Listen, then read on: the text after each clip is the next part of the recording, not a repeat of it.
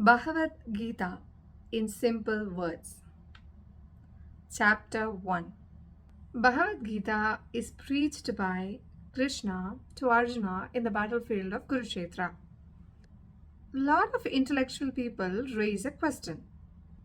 For example, imagine our home an early morning. All the mom, dad, kids starting to office and school, where there will be a hurry up board hanging on everyone's head. No one will have patience to listen or even talk to one another.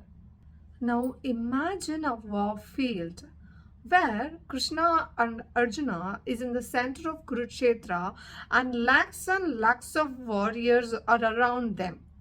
And how far it's possible to advise 700 slokas by Krishna when there is many warriors around waiting to fight and kill. While Krishna advised long Bhagavad Gita to Arjuna, what other giant warriors and kings were doing in the battlefield? You can raise many questions like this on Bhagavad Gita. First of all, Bhagavad Gita is for people who accept God in their life. God has many forms and can create or manifest anything for his beloved. For Lord Krishna, Arjuna is his beloved one. So he preached Bhagavad Gita, who is having the toughest time on earth. Krishna wanted to manifest Bhagavad Gita to relieve Arjuna from the pain and suffering he had. He would have passed the time so that Arjuna completely get immersed in Gita and get relieved of all his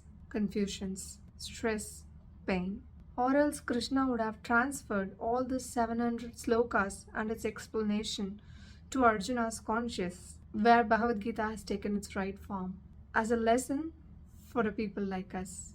Our life itself is Kurukshetra, the war front between the evil thoughts and the good thoughts. The Kauravas stand for the 100 evil thoughts. The Pandavas stands for the 5 senses or good tendencies of the mind. Just as Arjuna was guided by the Lord Krishna to victory, so also the intellect, Buddhi, is a chariot steering across the battle of evil and good forces and leading to Atman to the right destination. Arjuna is a representative of devotee of the Lord, who is a common ordinary man like us. We have the worldly worries like him. So we have to visualize ourselves as Arjuna and imagine Lord Krishna is delivering all his message to us. This will invoke the reader or the listener to personally, appeal to his heart. Dhritarashtra and Sanjaya. In the palace of Duryodhana, the king Dhritarashtra was sitting helpless, blind and old. He was unable to stop his wicked son's war. In order to help Dhritarashtra, Sanjaya was there. By blessings of Vyasa Maharshi, Sanjaya has been endowed with the divine power of vision, by which he could see the minutely scenes taking place in the distant war front as a television. Sanjaya was narrating all the incidents in the battlefield, scene by scene, like a running commentary to Dhritarashtra. Sanjaya gives the vivid description of things that's taking place in the battlefield.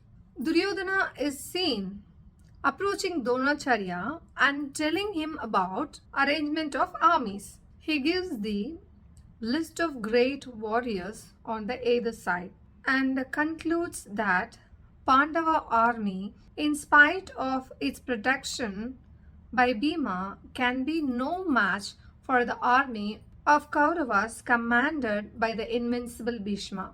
At this moment, Bhishma starts blowing his conch, the sound of which reverberates like a roar of a lion. This is followed by blowing a well-famed conches of the Pandavas and Lord Krishna. The host of army commanders on the either side follows. The drums started beating and the noise rent the skies. The scene was all set for the war to start.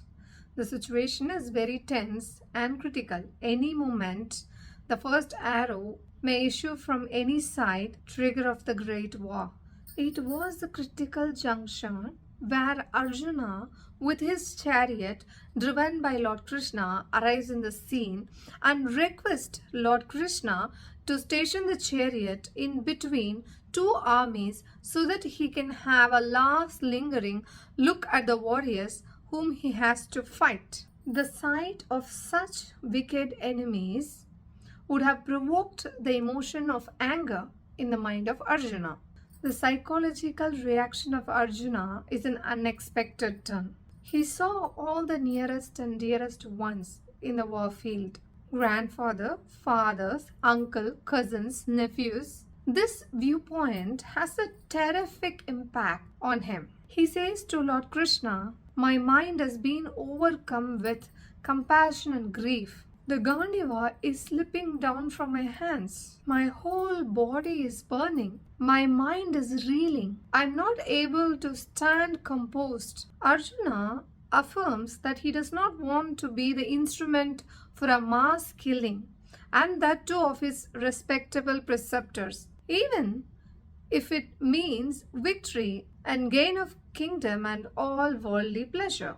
The result of the war, whoever wins ultimately, will be most devastating. He does not want to engage himself in such a worst crime. He would rather prefer to die without a defense, even if Kauravas attack him fatally. Saying all this, Arjuna relapsed in the rear of chariot, throwing away his bow and arrow, presenting a veritable picture of dejection and grief.